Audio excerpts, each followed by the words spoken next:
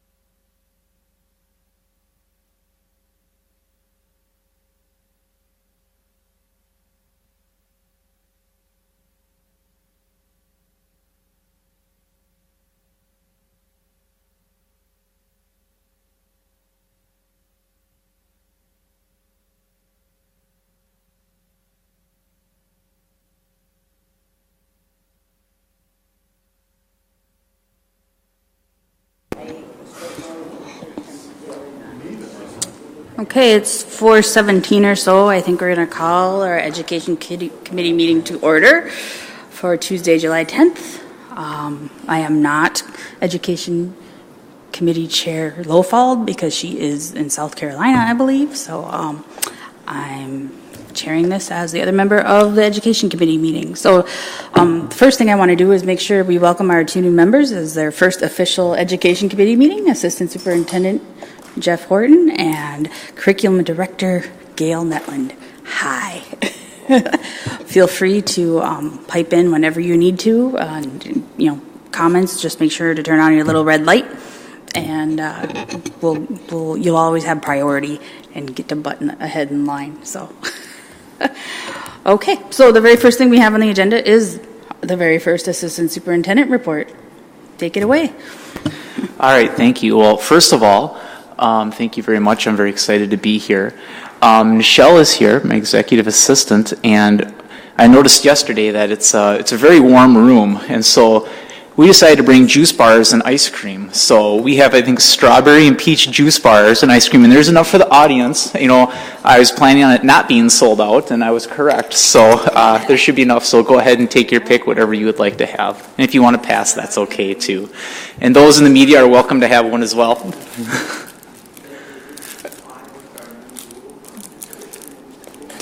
It does not, but I used personal funds to purchase that, so I avoided the smart snacks. Thank you for asking.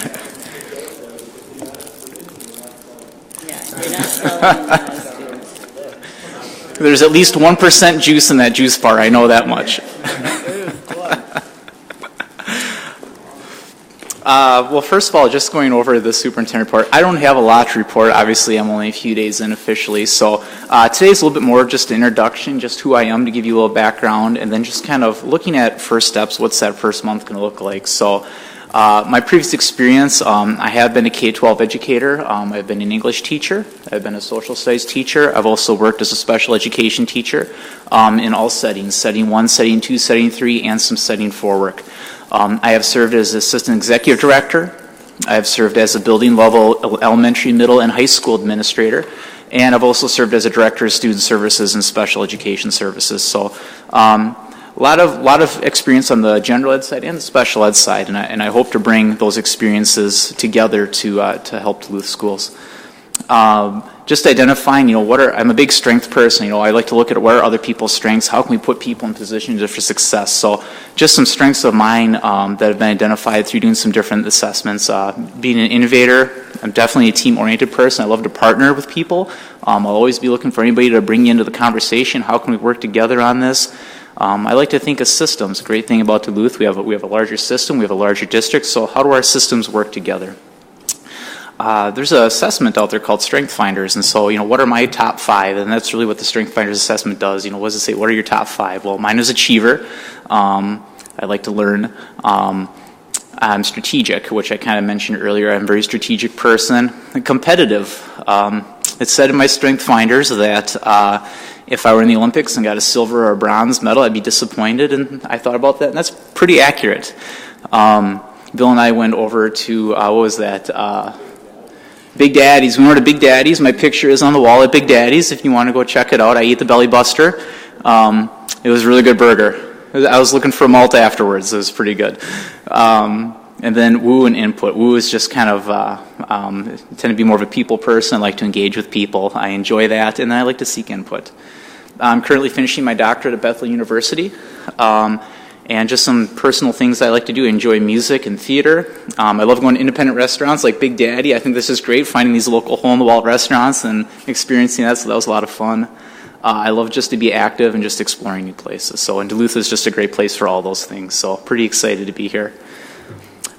In the first month, kind of in line with my strengths, I'm looking to set up some time with our school board members over the next month and do some one-on-one time together, get to know you a little better, let you get to know me, and talk about, some different things that we're working on in the district and how we can support each other. Same thing with district staff and community members, principals, directors. I recently spoke with the equity team, and I said I'd love to go out with each of you from your neighborhoods and show me around, take me around. Let's hang out and let me learn with you. Collaborating with students and staff, community members, that's just a big piece of what I want to do. Safe and supportive schools is something that I really am going to be taking a really close look at here, and making sure our schools are safe and that we're doing everything we can to keep those welcoming but safe. And lastly, I'm just going to be doing a lot of listening. There's a lot of wisdom around the table. There's a lot of wisdom in the district, and spending time getting to know people and listening to their thoughts and how I can support them. So that is my assistant superintendent report. I'm not sure I heard much of that because I'm too busy eating my popsicle. But thank you for that. That's a way to make an impression.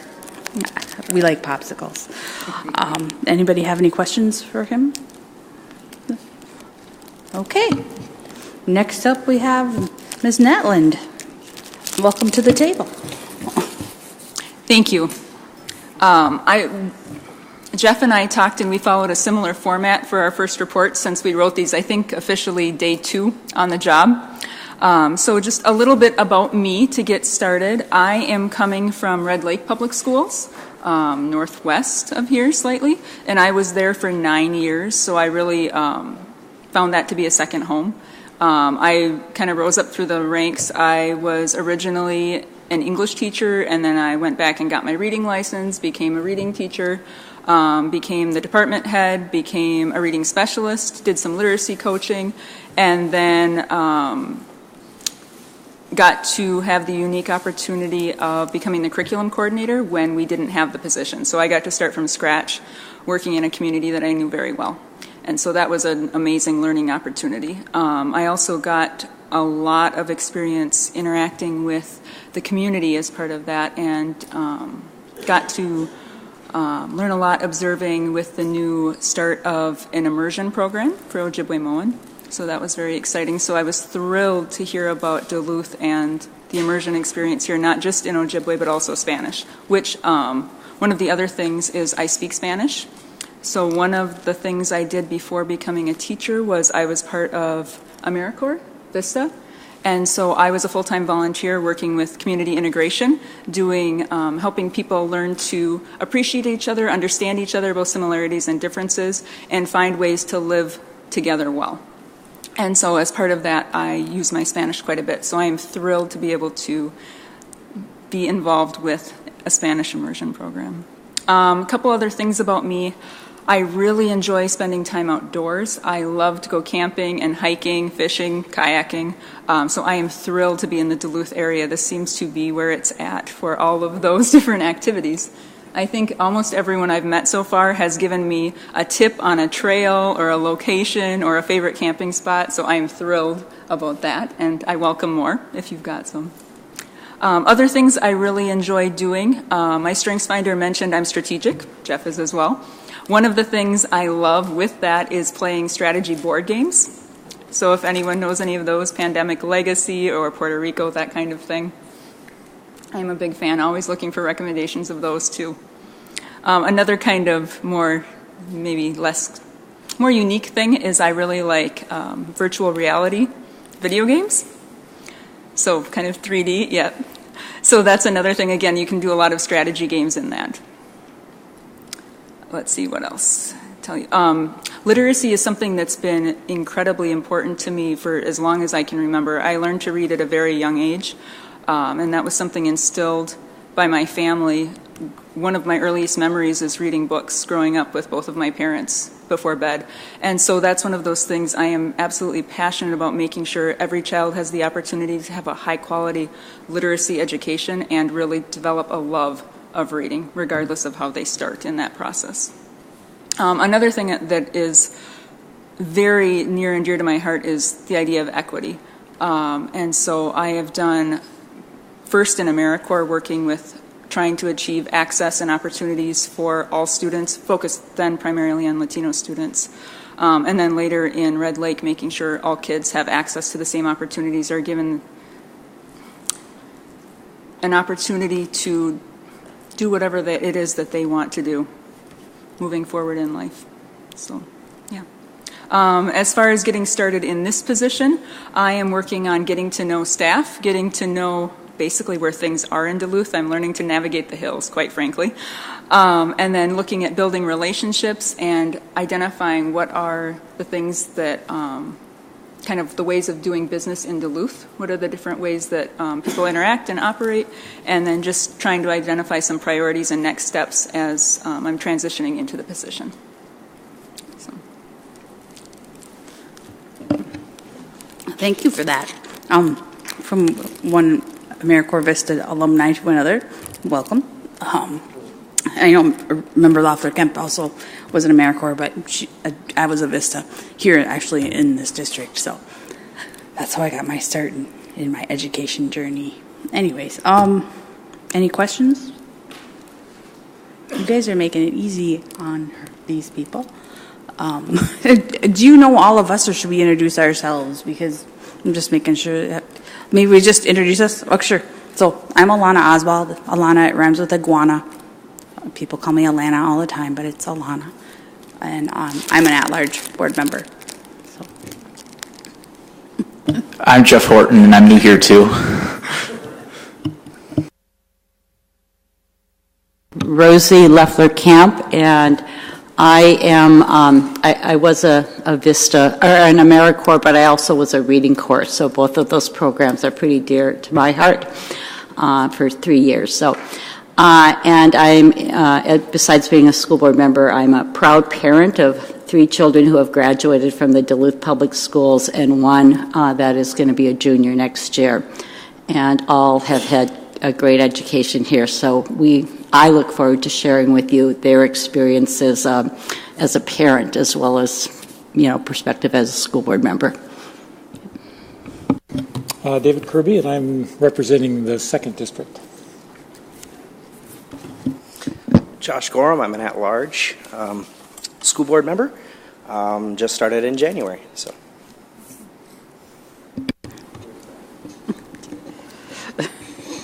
Okay, so now that we all got to know each other, we're ready to go. Mr. Horton, you want to take it over? Sure, not a problem. Next, we're going to have Mr. Ron Lake join us. He's going to be talking about our annual Bowline report.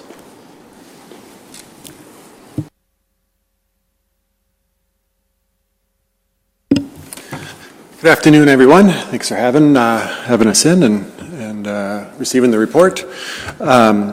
So I think you already have the information in your board packet. There's 174 documented referrals for bullying across our school district during the 17-18 school year. And I think in previous years you've asked how are we resolving those and what constitutes a resolution. So we'll talk a little bit about what that means. In Infinite Campus, which is our student data management system where we house grades and attendance and report cards and schedules and things like that, we also document behavior.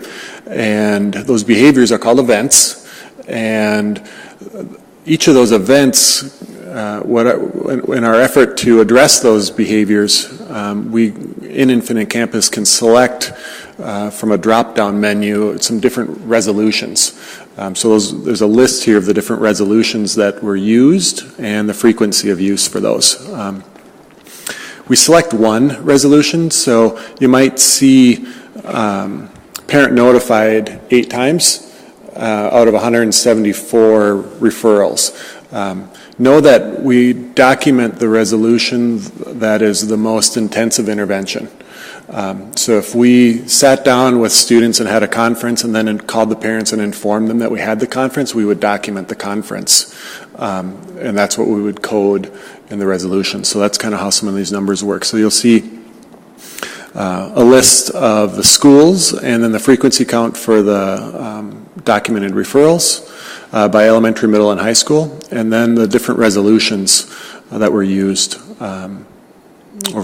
to resolve or to address and then document those incidents. And then last year, 2 years ago now, we created an online reporting tool. And as a board, you've asked, well, how often is that being used and how is it working?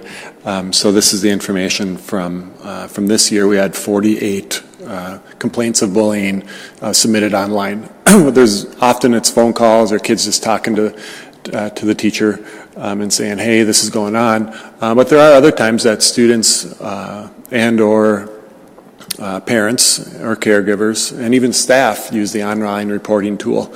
So there's a breakdown of the frequency of the use for the online reporting tool. And the online reporting tool, that use is up about 30 or 40% from last year when we first started it. So my hope is that it becomes a tool that people know where to find it and how to use it. I think once people find it, it's pretty easy. At the elementary level, I would say 75% of those reports are parents using the tool to share a concern on the behalf of their kids, which is I think good and useful too for parents to have a way to submit something. And when those reports are made, there's a automatic email notice that's generated and sent to the building administrators that says a report's just been submitted, and then they know to look and find it, and then they can see the information in there and call the parent and ask what's going on. So that's the report. Thank you. Are there any questions?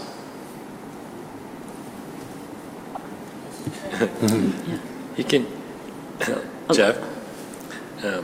Usually the chair calls on people, but yeah.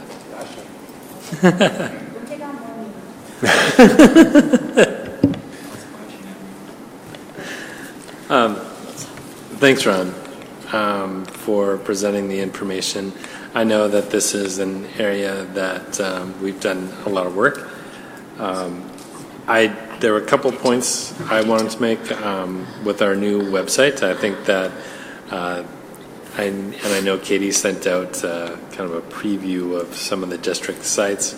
I think that people will find it much easier to navigate and probably easier to find. So hopefully we can do some work around that and communication about where it is on the new website. I also know, so this is the students doing the bullying, and in the system we also document the victims of the bullying, and I think that the parent notified line is probably much more used on the victim side than on the actors side of this. Can you confirm that? Yeah, we're calling both parents. So within how we document it, we're finalizing some improved practices for documentation, and we'll do some training with the principals probably in August and September. And then Jeff and I actually just met this morning and talked about a way to either quarterly or monthly review behavior incidents and the documentation of them, so we can improve those practices. But yeah, we're calling parents regularly, but because of the way we code it, it looks different because there's all these other interventions we're doing as well. Yeah.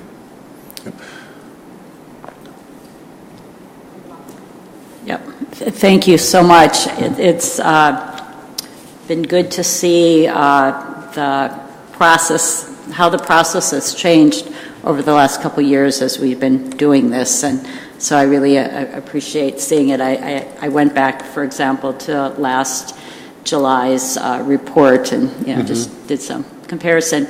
You provided last year, and I thought this might be helpful again, a bullying protocol flow chart.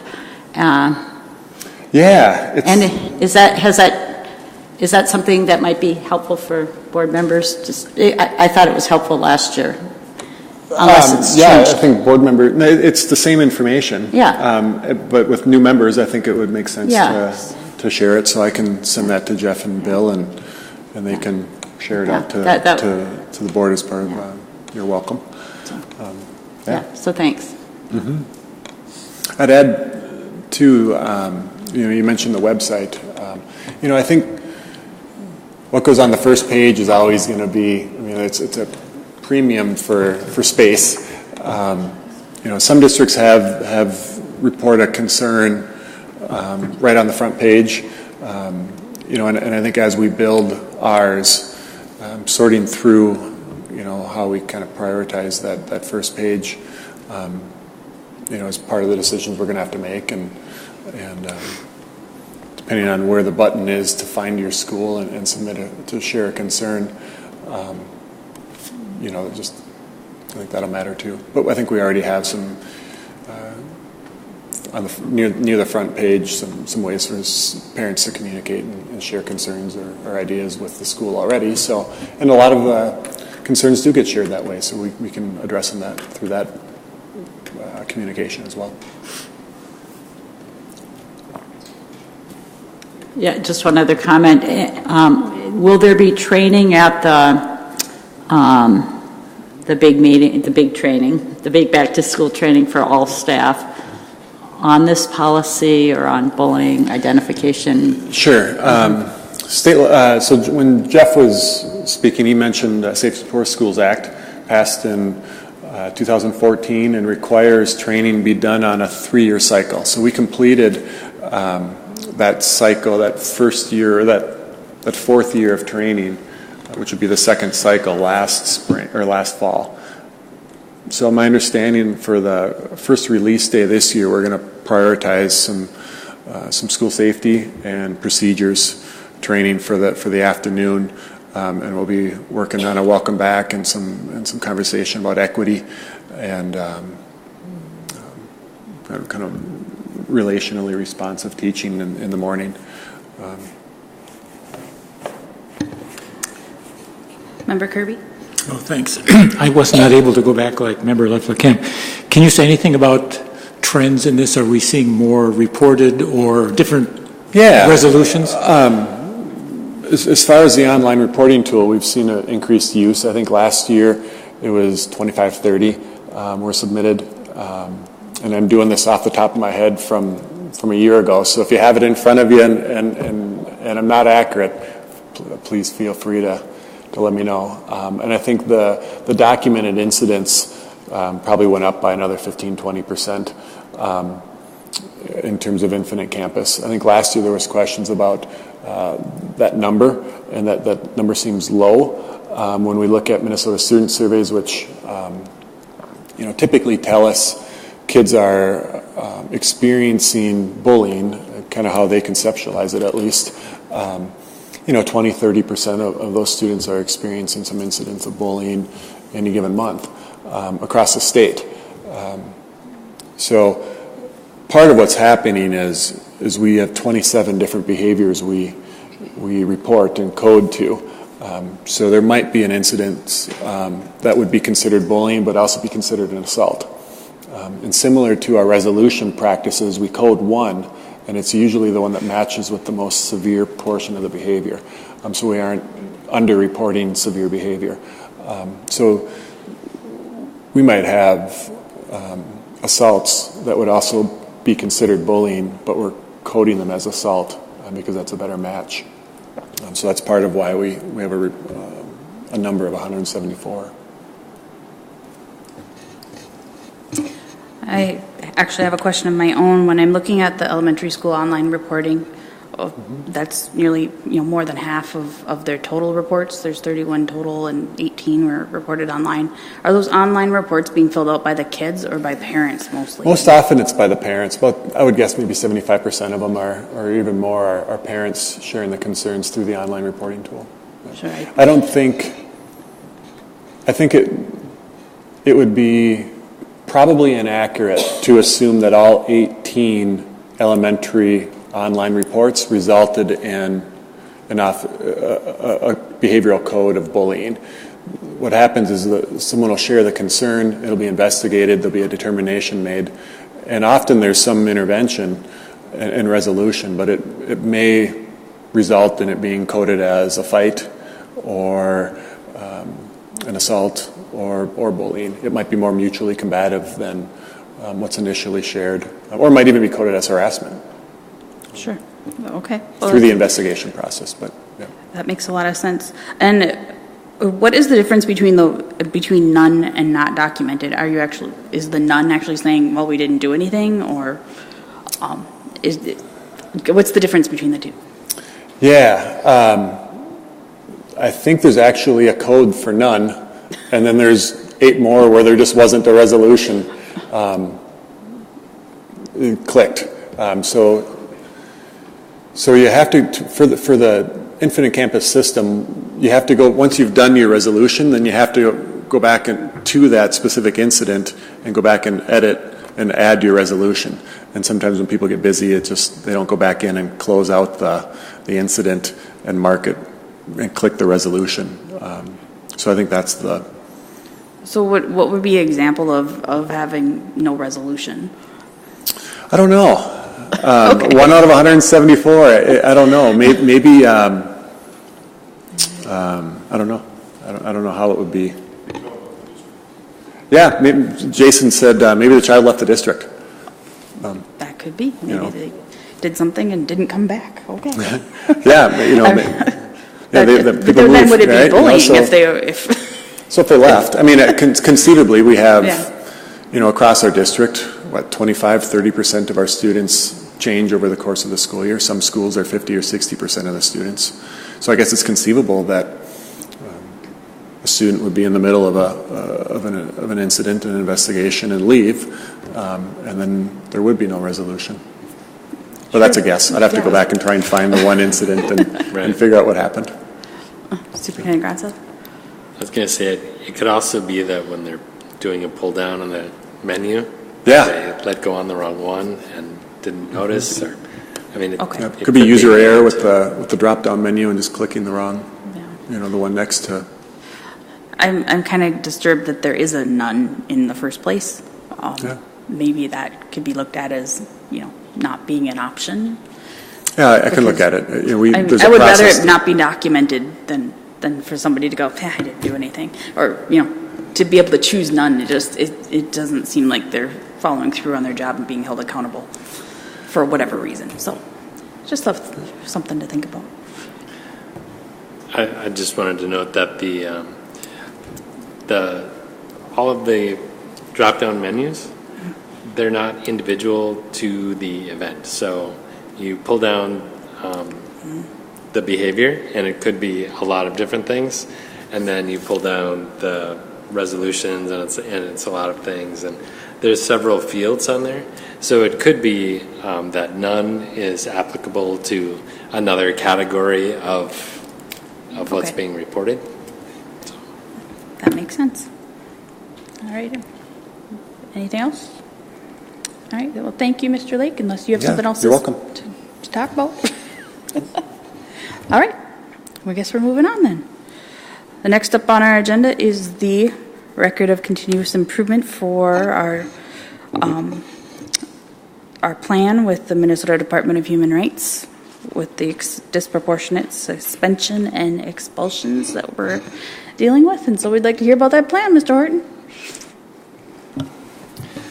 Okay, we're gonna kind of team this between Bill Rahm and I. So there's 3 different documents that this is referring to. The first one we just received back from Amy Mason. This is the Minnesota Department of Human Rights agreement.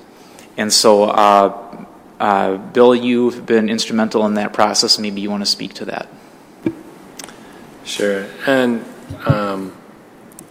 what Jeff is referring to is actually listed below. So we're kind of doing more than one item here. So this is the resolution 2A1 is the resolution. And this is actually the agreement that we've been working on with the Minnesota Department of Human Rights. And we have been working with our district attorneys, Amy Mace, to be specific, who is actually working with several school districts that are also working with the Minnesota Department of Human Rights. And there's been a lot of communication between the departments and us and our attorneys to come to the language that's in this agreement. It really lays out the terms of our agreement, noting that it's not a citation, there aren't any charges, but just an agreement to work together towards less disparate outcomes in our behavioral outcomes of out-of-school suspension and expulsion. I think you are pretty aware that expulsions are not something that we do very often, and when we do, they're for pretty extreme behaviors. So in our case, this is more about out-of-school and in-school suspension, specifically looking at students who receive special education services and students of color compared to the rates of students who do not receive those services and our white students. So I think it lays out pretty well what we're both going to be doing on the human rights department side. Part of their work is bringing together a diversion committee. It's made up of people from all across the state working on strategies together to make progress as a state on reducing disparities between groups of students. And so we do have district staff who are going to be serving on that diversion committee at the state level. We've already attended a few electronically, doing a little, we're trying to save on the travel piece of this, but participating electronically wasn't quite as engaging. We didn't have, the opportunity to really sit down with people from other districts and have a deeper conversation about what we all have to share. So we will more likely be traveling down to meet with the others across the state.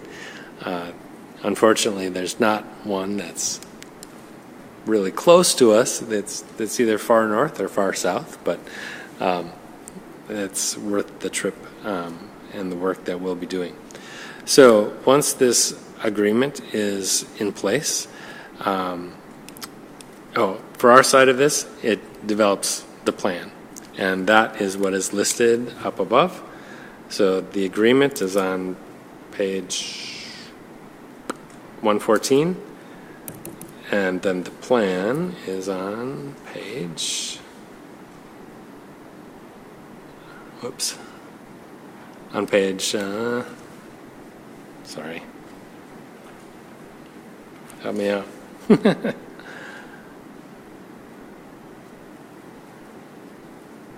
Page 9. And actually it's, the agenda said 9, but it starts above that. So this lays out exactly what we plan to do, who would be on that team, the data we'll be collecting, how we'll be measuring our outcomes, and includes the data that we've already been working on with our principal groups and our QLTs, and some of the findings that they were able to identify by looking at all of our data. And this will become one of our district goals, and will also be built into schools' continuous improvement plans and their records of continuous improvement where it's applicable. So some of our schools maybe had 1 or 2 out-of-school suspensions, and so it wouldn't make sense to have that as one of their school goals. And so schools that have shown higher levels of suspension and more just proportionality between students will be working on that as one of their school goals. Jeff and Ron, myself, Jason Crane, will all be working with staff on this. This is part of our message as at the big back to school, as Rosie said, the big back to school training, but also ongoing throughout the school year. That we will be looking at this data on a monthly basis and working with staff to make progress on reducing the overall number of out-of-school suspensions, but specifically focusing on the disproportionality. And I won't go through page by page of the plan. You can, hopefully you've had an opportunity to look that over, and if you have any questions, between the three of us, we should be able to help you out. Welcome, Member Sandstead. This is Nora Sandstead for Mr. Horton and Ms. Netland, just so you know, we introduced everybody, so okay, go right ahead. My question is, the committee is made up of all internal district staff. We don't have anybody from the community on that, on the leadership committee, and I'm wondering if that's appropriate and why that decision has been made that way.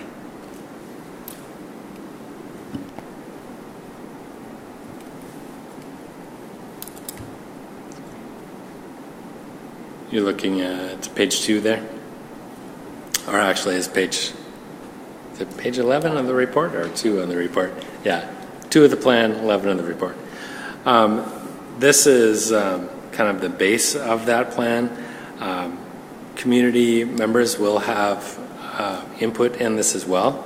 Part of this is that it branches out to the building continuous improvement teams, and we're also working on expanding those teams to include staff or community members as well.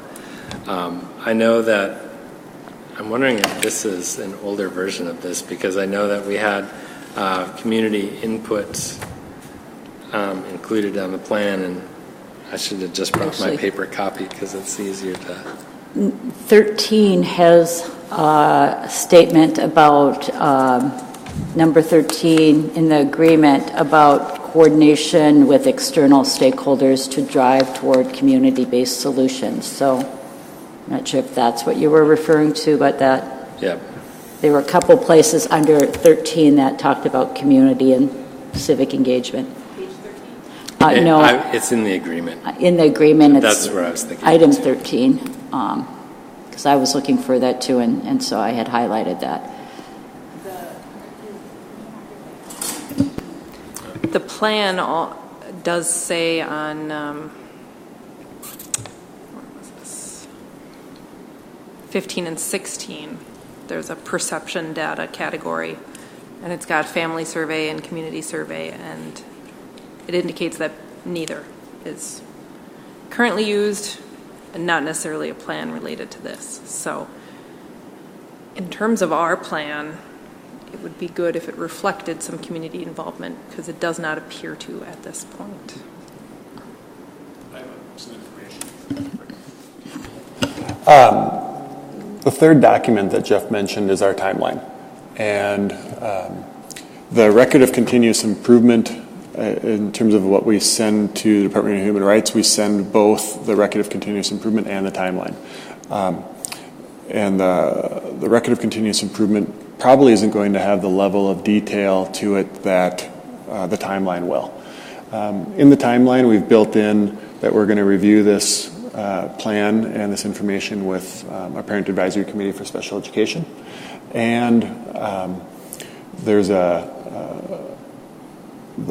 task of trying to coordinate and include this work with our World's Best Workforce and the community advisory group through the World's Best Workforce as part of that's what's built into our timeline for next school year.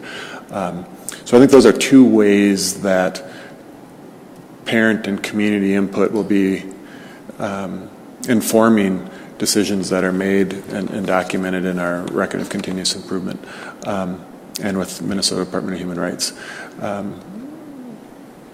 Additionally, I'd add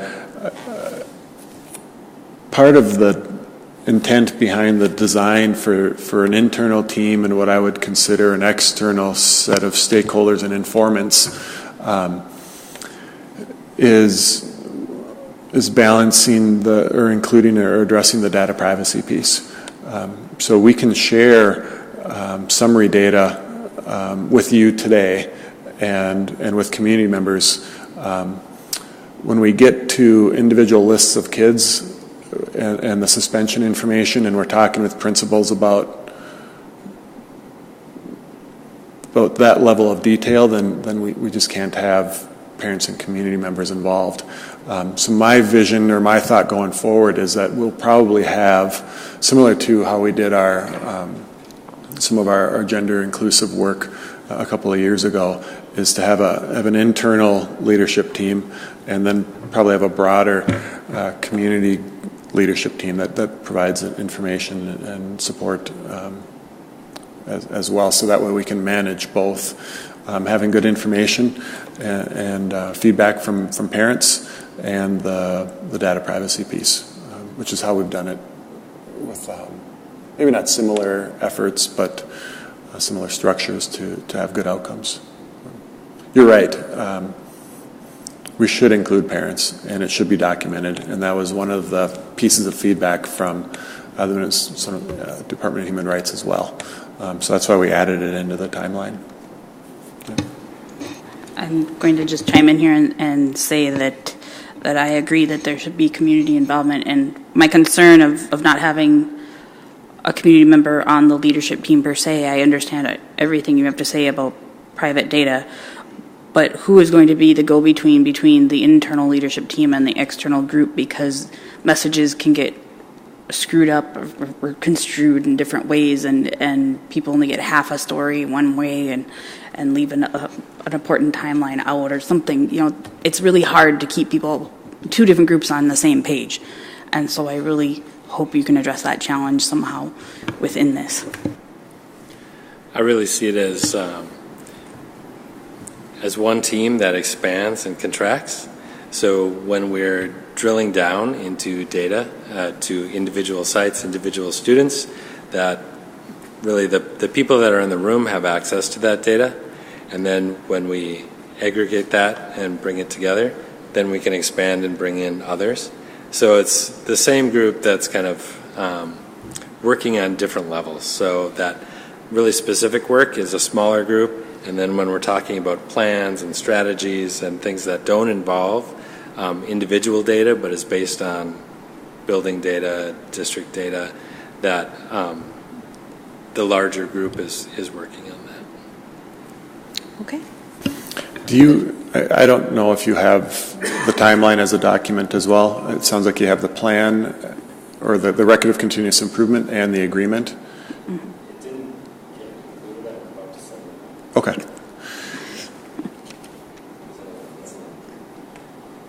And there might be a link in the record of continuous improvement already. I did notice that there's a link to the QLT data review that isn't an active link. Is that the information we received previously about the number of days of suspension? Is that what that document would be if we could click on I think that was the notes from the day that we spent reviewing that information, which I think is just cut and pasted into the record of continuous improvement at this point. And then if you want, I can share with you just in a handout the 2017-18 out-of-school suspension. Bill mentioned that you might ask for it. I would ask that, because I just printed it today, and I'm not sure about it has demographic information on it, and it's potentially so with reporting practices consistent with on the academic side, we don't share any student groups with a N of it's either 10 or 20 students or less. Depending on the school and the race and ethnicity of the student, we might have a school that has a small enough N and a specific race or ethnicity that we wouldn't want that to be public information, and I just wasn't able to check that today. So I can show you the information and show you what the data looks like, and you can see it, but I would ask that you take the handouts and give them back to me. I think if they're sharing a public meeting, they become public. Okay. So I would opt. So we can hold that and then confirm the number of students in any demographic grouping is larger than, so we can report it, and then we can send that out. Is that fair? Do you see you having that done before next week's meeting? The school board meeting a week from now, Yeah. or the next ed committee meeting? Nope, the school board meeting a week from now. I'm sure somebody could do it. I don't know if I'll be the one doing it or not. I'm not working. Well, I'm not asking to rush it. Yeah. I was just curious if we'd have it before next month's or next week's meeting. But I would say send it to us when it's done. Yeah, I would imagine it's a fairly easy process and readily available information. I just don't have the demographic numbers for race and ethnicity at any given school off the top of my head. Any number is smaller than 10. Right, and it's possible. Right. And I know from the data that there are smaller numbers smaller than 10. So. Member Leffler-Kemp? Yeah, just a couple comments. In terms of the district leadership committee, I was glad to see that it had broad representation from the paraprofessionals to teachers to the Office of Education Equity Coordinator, et cetera, principals from each level. Was this a recommended kind of leadership committee, or did we have a lot of leeway into what our leadership committee looked like when we put this together? And I think it looks great in terms of representation from our professional staff that can guide us on this. So, well, I know you're all aware that this is not new work to our district. This is something that we've been working on for quite a while.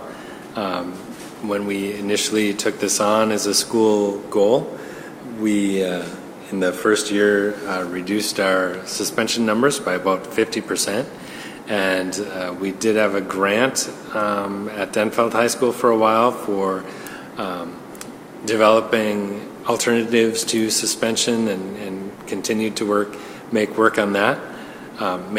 on that. And then other areas kind of came up as focus areas, and we've seen some increases in these numbers.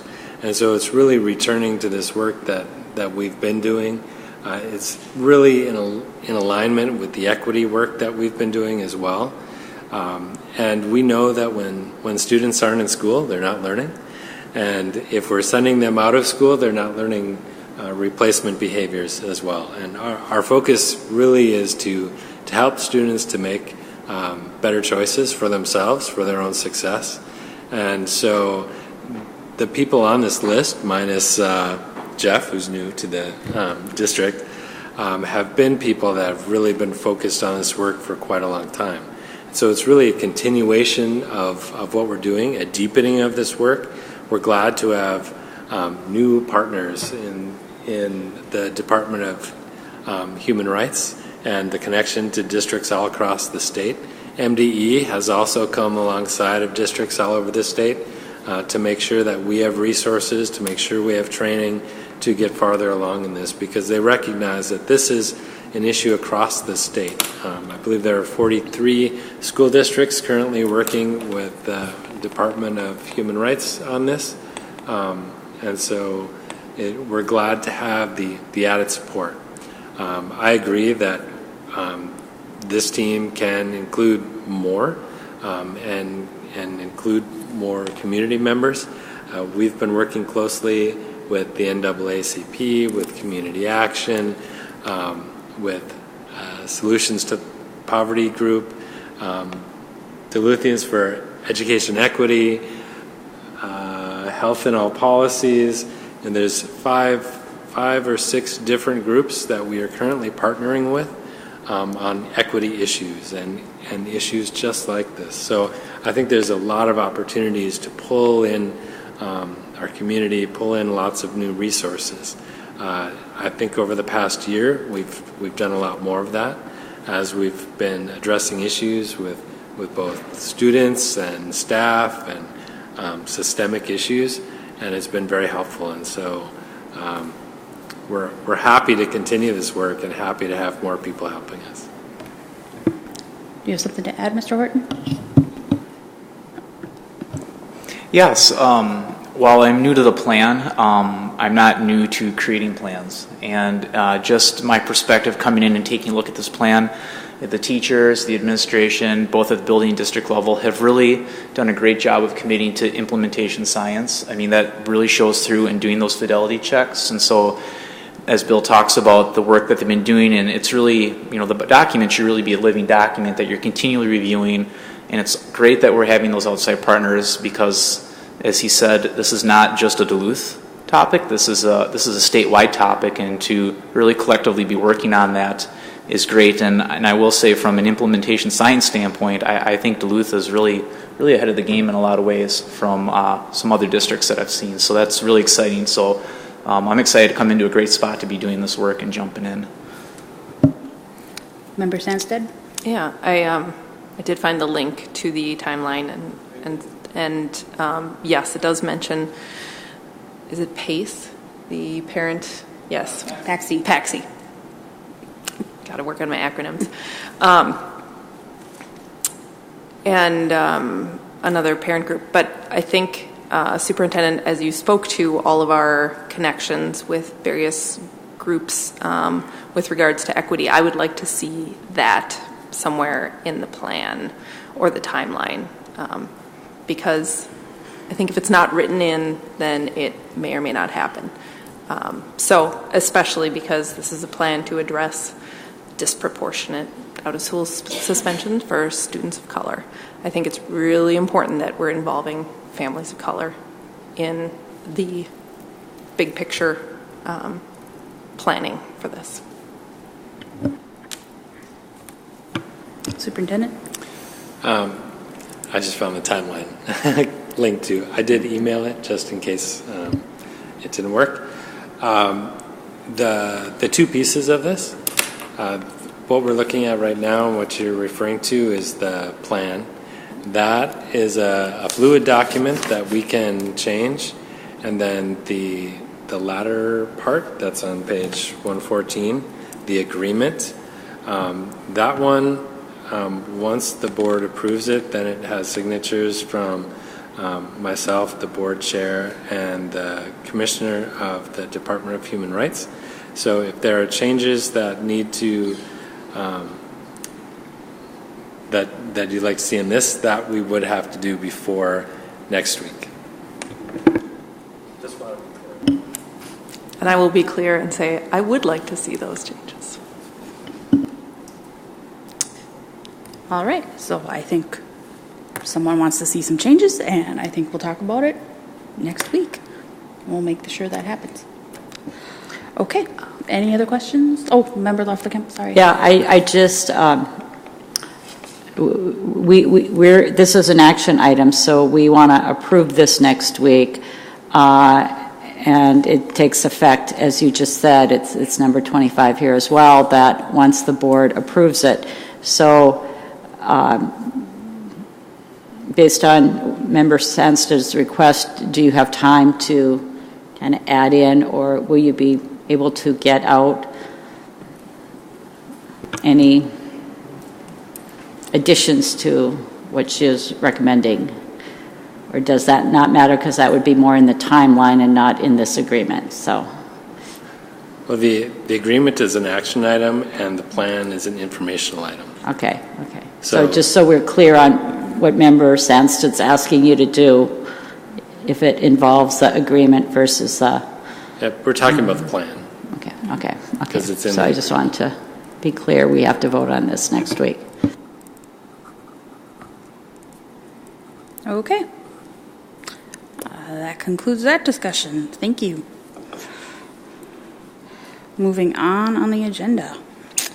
I think we are going to move up Pam Reese's item. If Pam, you want to head up here? And we'll talk about what she needs to get done so she doesn't have to wait around too long. I believe hers is the other action item that we have to look at today, item 2A2.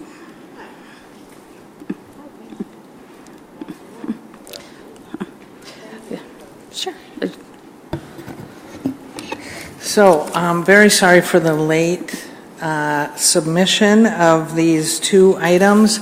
The Office of Head Start is very particular about waivers and approvals and all that sort of thing. So your item number 2 under action items is addressing these two waivers, and I'll just explain really quickly what that's about.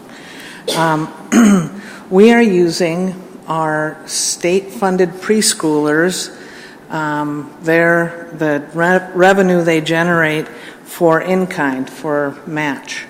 And in order to do that, we have to make sure that those two state-funded options meet all of the federal requirements.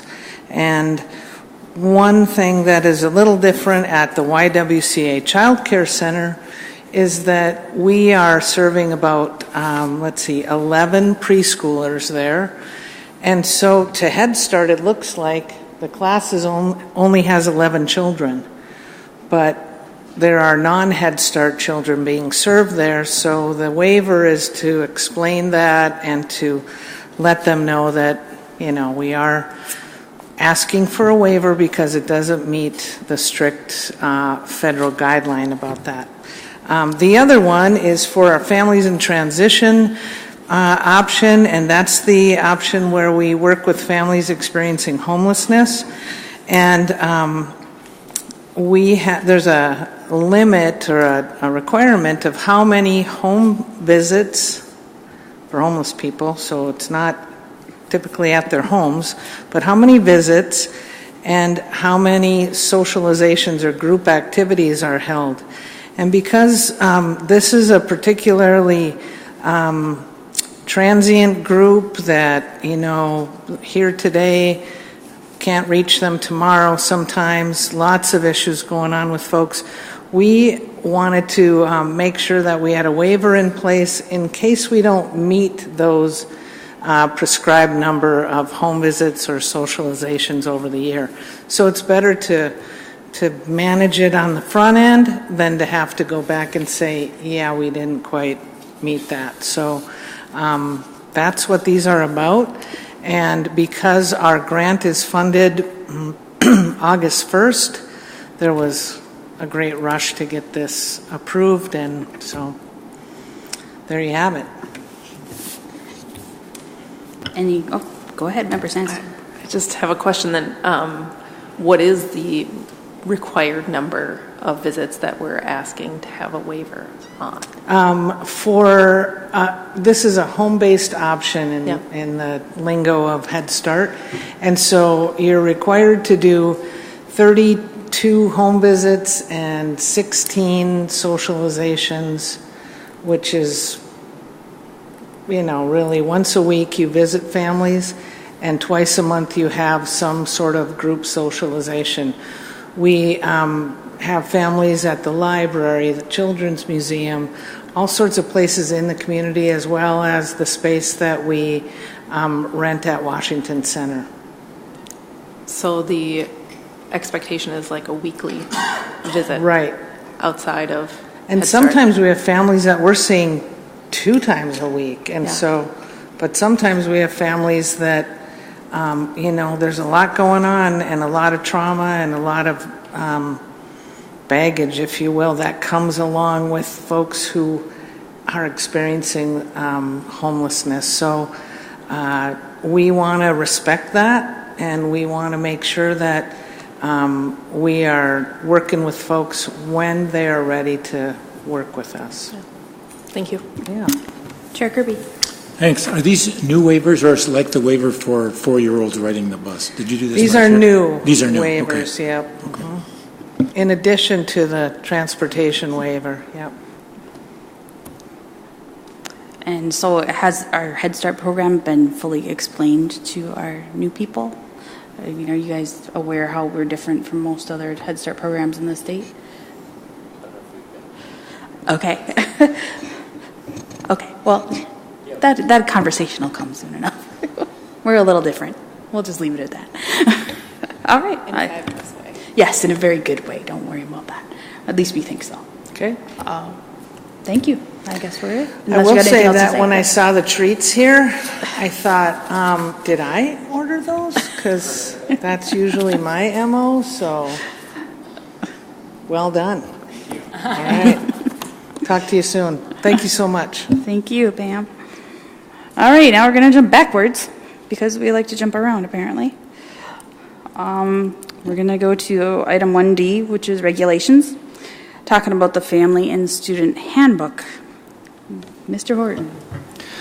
Okay, so in the packet you'll find the full handbook, but we did put together just a short, brief synopsis of the changes, and you'll find that listed as 2018-19 Family and Student Handbook revisions. And that's a quick one-pager for you of all the changes that were made from last year's to this year's. Just a quick abbreviation of that. A lot of just updated language on there. A couple things to bring our handbook into compliance with, like the Minnesota State High School League. Some additions such as the mobile crisis unit. Some language about our school resource officers and their mission statement and 10 reasons why we have school resource officers. Those are some of the big things, and just some of the policy changes we've had over the last year. That's what the reflected changes are. Any questions? Member Sands?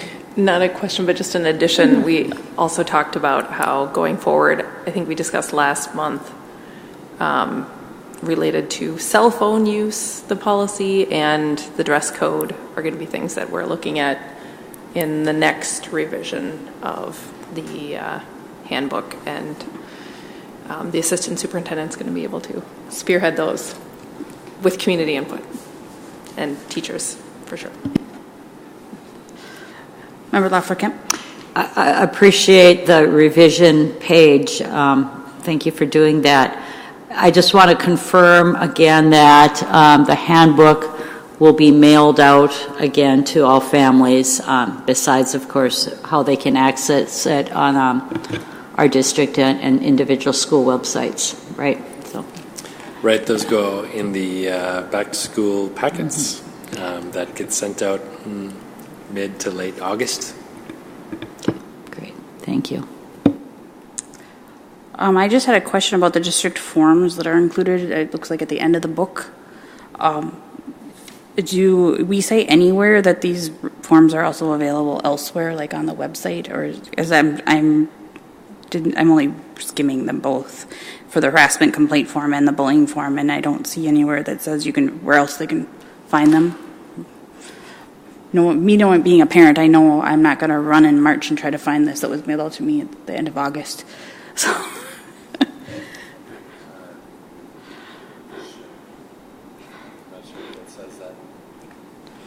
I'm not seeing it on there. I think that perhaps in our next reiteration we should add some language on the form saying, where this form can be found besides in the back of our student handbook.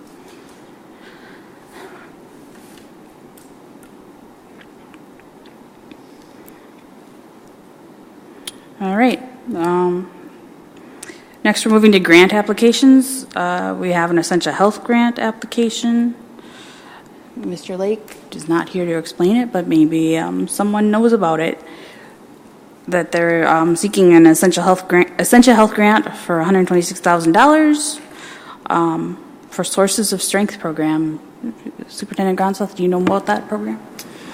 Yeah, this is really around mental health and working with staff. So it would be funding a staff person that would be shared between East and Denfeld to lead the, it's called SOS, the SOS project. So Sources of Strength project at both schools. It, we are very hopeful. There's been some indication that they are very seriously considering this, and so we hope to hear soon if that will be funded. Is there any way we can encourage them? I